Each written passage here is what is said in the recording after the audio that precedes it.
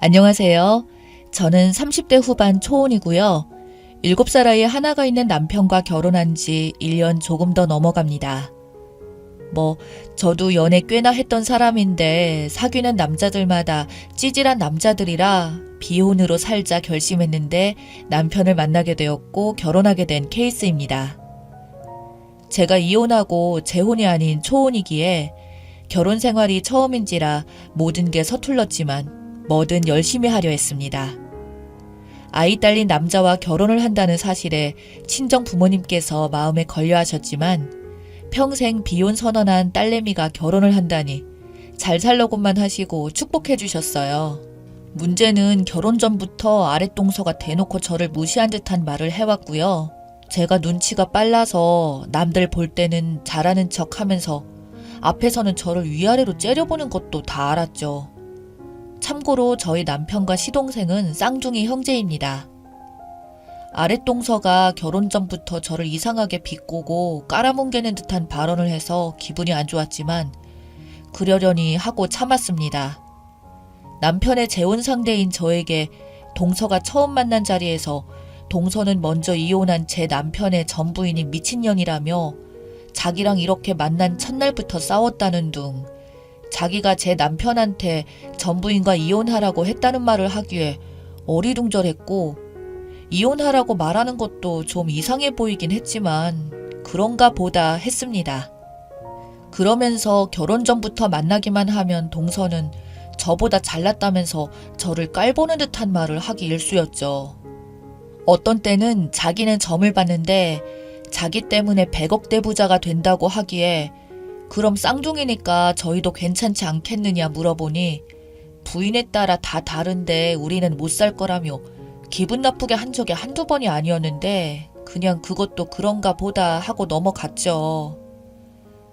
문제는 결혼 후에 시댁 제사에 가면서부터 벌어졌는데요.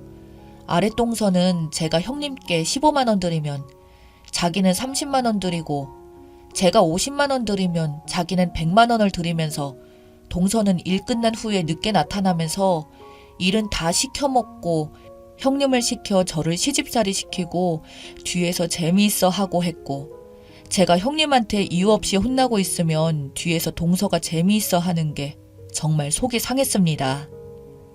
한 번은 시댁에서 김치 담그러 오라고 해서 형님이 빨리 내려오라고 했기에 빨리 내려가서 배추 150포기를 밭에서 뽑아 다듬어 씻어놓고 나머지 재료를 다시 준비하고 추운데 밖에서 벌벌 떨면서 일을 다 해놓으면 동서는 다 끝난 후에 나타나더군요.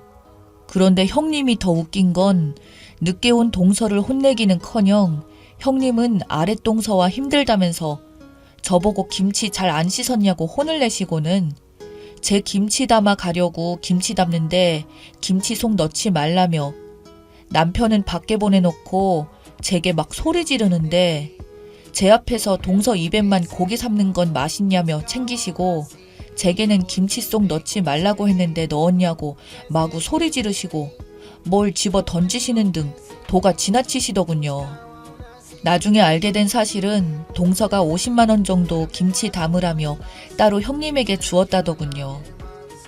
제가 당하는 모습을 동서가 지켜보면서 아주 얼굴에 광대 승천하며 재미있어 해 하면서요. 또 한 번은 제가 형님 도와드리려고 빨리 갔는데 그때는 동서와 뭐가 잘 안 맞았는지 형님이 동서에 욕을 하시면서 동서가 형님에게 형님도 앉아서 일하지 말고 쉬라고 너 다 시켜먹고 있으라고 했다고요. 그때는 신혼초였는데 화가 났습니다. 그리고 위에 동서와 쌍둥이 아래 동서가 둘이 이렇게 따돌려서 전부인이 집에서도 있지 못하고 밖으로 나가서 동네를 돌아다녔던 게 아닌가 싶더군요. 저렇게 시집살이를 시키고 둘이서만 쏙닥쏙닥거리면서 없는 사람 취급하고 빨리 불러서 일 다 부려먹고 아랫동서 오면 아랫동서만 이것저것 챙겨주고 앞에서 무시하는데 이걸 어떻게 버티나요? 아랫동서가 어른들 시켜서 저를 집요하게 괴롭히길래 아랫동서에게 그냥 제가 다 잘못했다 하고 풀어보려고 해도 그때뿐이지 형님 꼬드겨서 저를 시집살이 시키고 재미있어라 하고, 그것도 모자라 제가 나중에 해도 너무해서 한마디 했더니 남편을 따로 불러서 저랑 이혼하라고까지 말했다네요. 제가 뭐 바람을 피웠나요?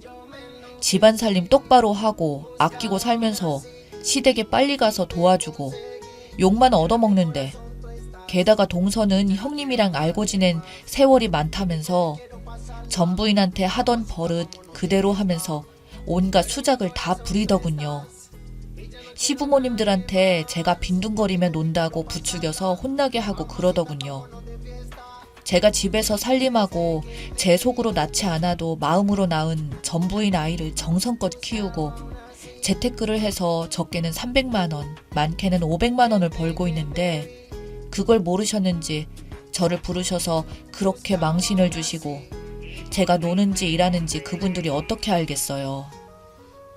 동서는 여우처럼 이리저리 꼬시고 가만히 있지 말고 시집살이 좀 시키면서 이 사람 저 사람 꼬셔대는 통에 제가 살 수가 없는데, 동서는 모르는 척하면서 사람 가지고 놀고 있는 모습이 참 가관이더라고요.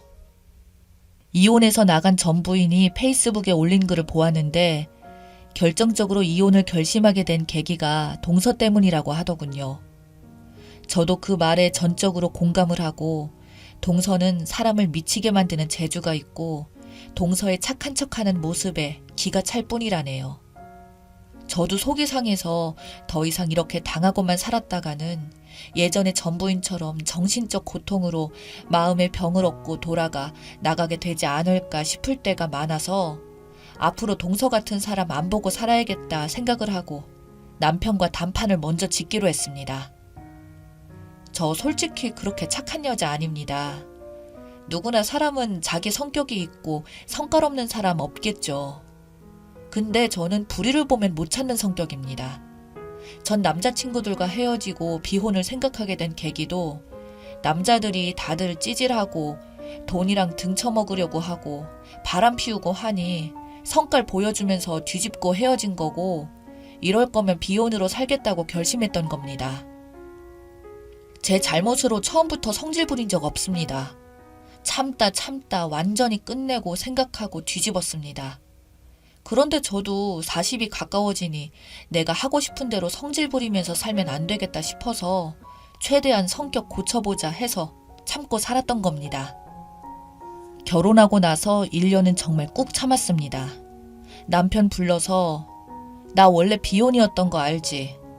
내가 이 나이에 연애해서 애 낳은 것도 아니었고 당신과 연애하고 아이도 잘 따르고 전에 만났던 남자들과 다르게 당신이 책임감 있어서 결혼한 거야. 그런데 결혼해서 보니 당신은 책임감이 있었던 게 아니더라? 남자가 책임감이 있다는 건 자기 식구를 지킬 줄 알아야 하는 거야. 지금 동서가 하는 행동이 도를 넘었어. 난 더 이상 참을 수가 없어. 당신이 이제부터 전적으로 내 편을 들어주면 난 당신과 살 거고, 아니면 이 자리에서 도장 찍어 라고 했습니다. 남편이 이혼은 자기 생에 한 번뿐이고 절대 다시는 이혼할 수 없다고 합니다. 뭐 이러면 게임 끝이죠. 이번에 또 김치 한다고 저를 부르더라고요. 부모님 드릴 것도 같이 한다고.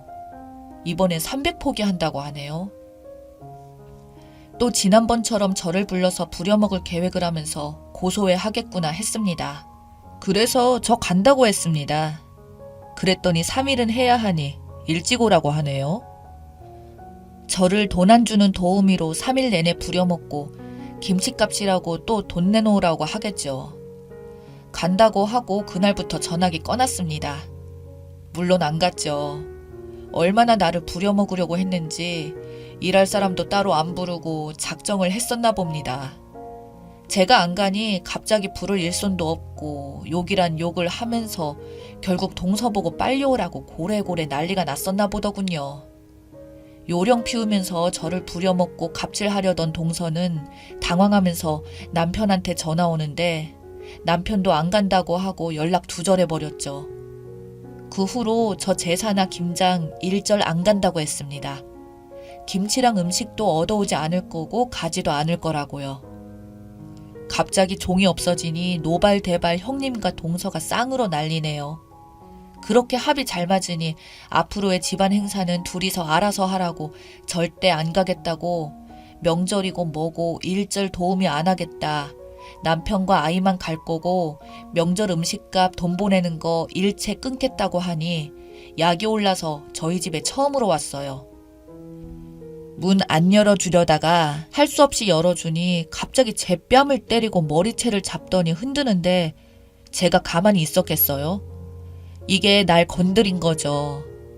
저 배구 선수였거든요. 소나기 힘이 장난 아니에요. 저 머리채 잡는 순간 제 소나기 힘으로 낚아채서 동서 머리채를 아예 전부 흔들어 놨습니다. 제 뺨 한 대 때렸다가 자기 뺨은 떨어져 나갈 정도로 강스파이크로 맞았으니 정신없이 얼얼했을 겁니다. 사람도 봐가면서 건드려야죠. 일방적으로 당할까 하다가 가족 간의 폭행을 돈으로 해결할 것도 아니고 눈에는 눈, 이에는 이죠. 쌍방 폭행이고 자기가 먼저 쳤는데 자기만 억울하게 당한 거죠. 처음에 기세 좋게 쳤다가 안 되겠으니 동서는 형님 보고 경찰 부르라고 하고 남편이랑 경찰서 가서 쌍방으로 해결은 했지만 그 자리에서 동서는 또 저런 년이랑 어떻게 사냐고 이혼하라고 난리치니 남편이 난 더 이상 이혼할 수 없으니 재수씨 내 결혼생활 참견할 생각 말고 내 얼굴도 다시 볼 생각하지 말아요 라고 하고 왔습니다. 남편을 내 편으로 만드니 한 방에 해결되더군요. 저 시자 들어가는 연락처 다 차단하고 남편과 아이 저 이렇게 셋이 잘 살고 있습니다. 저도 한 대 맞고 머리채가 좀 얼얼하기는 했지만 견딜만 했고요. 집 정리하다 보니 동서 머리카락을 얼마나 뽑아놨던지 머리도 얼얼할 거고 머리카락 다시 자라려면 애 좀 먹겠네요. 경찰서에 가서 저도 한 대 맞아서 딱 한 대 때렸을 뿐이라고 그럼 형사님은 맞고 가만히 있어야 옳은 거냐고 따졌고 동서는 아니라고 자기가 저를 먼저 때린 건 맞는데 자기는 말도 못하게 많이 맞았다고 울고 있고 쌍둥이 서방님은 놀라서 쫓아오고 저는 착하게 조신하게 평상시 동서가 어떻게 하는지 아시잖아요 라고 했고요. 현장을 목격한 형님은 불똥이 자기한테 튈까봐 아무 말 못하고 있고요. 동서 개박살 내고 온 거 생각하면 웃음이 나와서 즐겁네요. 아마도 한동안 약 올라서 밤에 잠도 못 잘 겁니다. 이 구역의 미친년이 누구인지 확실히 보여줬네요. 아, 오해는 하지 마세요. 저 일진이나 그런 거 아니었고요. 그냥 성질 죽이고 사는 착한 아줌마입니다. 저 먼저 건들지 않으면 절대 안 물어요. 제 이야기는 여기까지입니다. 들어주셔서 감사합니다. 여러분들은 저 같은 일이 있다면 참지 마세요. 미친 것에게는 몽둥이가 약입니다. 항상 건강하세요.